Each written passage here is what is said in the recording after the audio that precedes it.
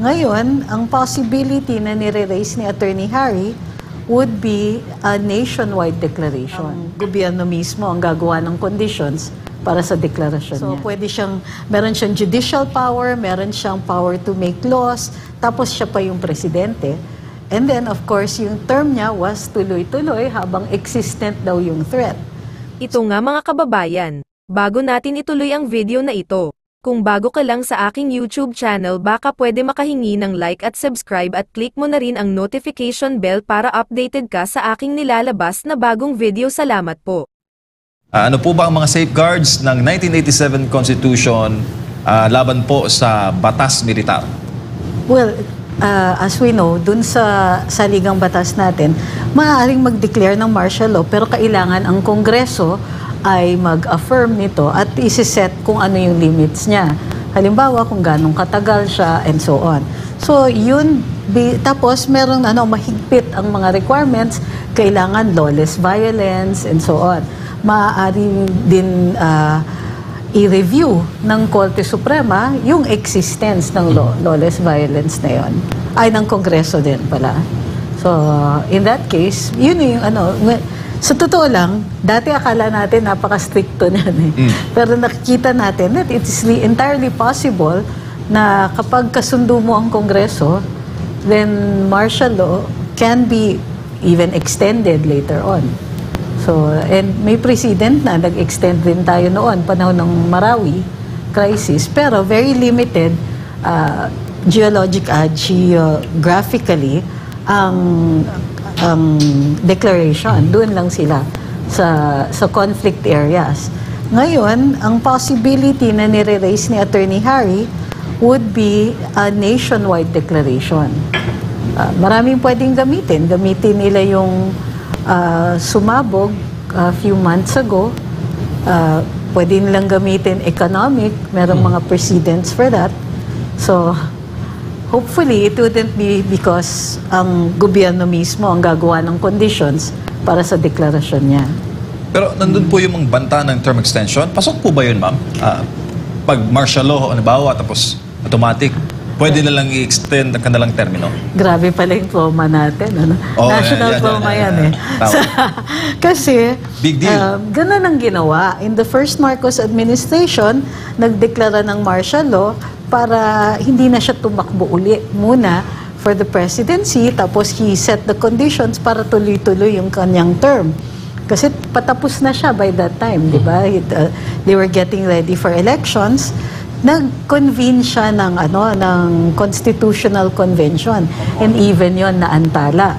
So eventually, nagkaroon ng bagong saligang batas, nagkaroon siya ng additional powers, including the power to make laws, including the power later on to na judicial power na mag-issue siya ng arrest, search and seizure order. Naalala niyo yon? Yung ASON, tawag namin noon. So meron siyang judicial power, meron siyang power to make laws, tapos siya pa yung presidente. And then of course, yung term niya was tuloy-tuloy habang existent daw yung threat. So yun yung national trauma natin na baka maulit yon. That's why ang daming nilagay na safeguard sa ating saligang batas. And the presumption dun sa ating saligang batas is merong pang panabla on the part of the legislature, at if later on necessary, meron din Korte Suprema na maaaring mag-review ng lahat ng ito. Unfortunately, there are of course ways around it pa rin. And but those ways around it require an enormous amount of resources. Kaya nako-connect yung martial law dito sa term extensions, kasi pag tinignan mo yung mga attempts to change the Constitution, it requires a lot of resources. Tignan nyo, nakaumpisa ng People's Initiative. Tapos, tahimik na tahimik, pero ang bilis-bilis. May speech si House Speaker ng December 5. Indicating that a people's initiative is necessary para voting jointly. Tapos, wala pang 2 linggo, nag-umpisa na yung signature campaign. And kung hindi nag-ingay, kung hindi nagkaroon ng Senate investigation, hindi mapupuntirya na mayroong kinalaman somehow ang ating Kongreso. But to move this many people, Yung ang daming jurisdictions, ang daming barangay na involved. And you need something like 12% na affirmative signatures for that. To move that kind of people, the logistics required for that, the amount of resources, ang laki. So kung mauuwi ang Chacha only to those 3 economic provisions, hindi siya worth it. Besides, how big is the advertising industry ba? How many people really want foreign education here or will be able to afford it? Eh yung sarili nating mga private schools, hirap na hirap. Ano yung market for that?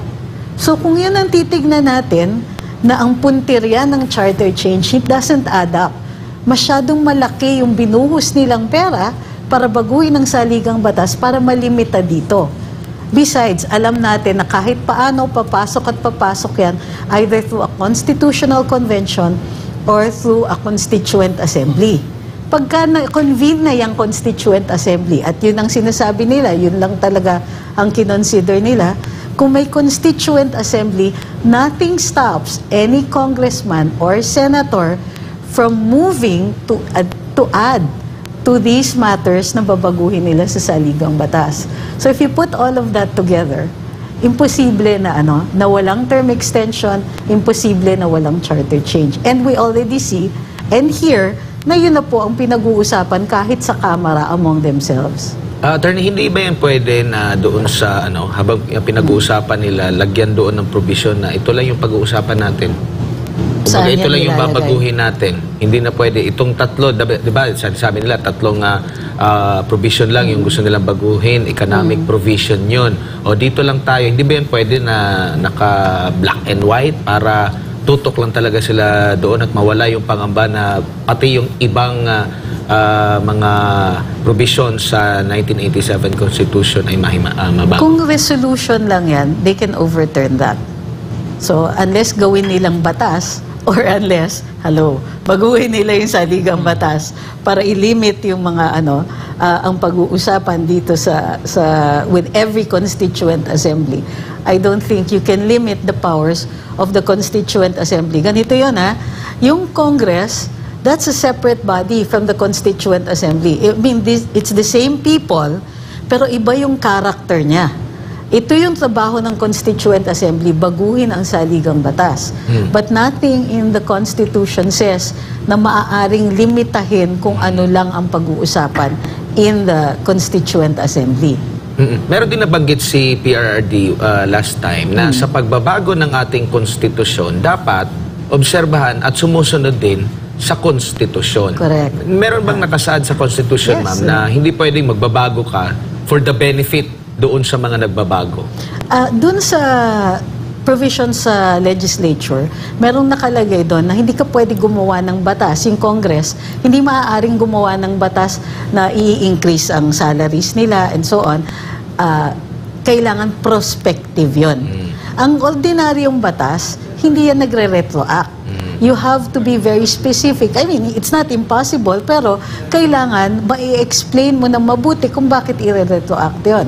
So, in general, any rule, any provision in the Constitution, pag gumawa ka ng batas, o kapag ginawa mo uli ang saligang batas, prospective yan. Hindi mo kunwari pwedeng arestuhin ng isang tao for a law that wasn't in existence at the time that he committed the act.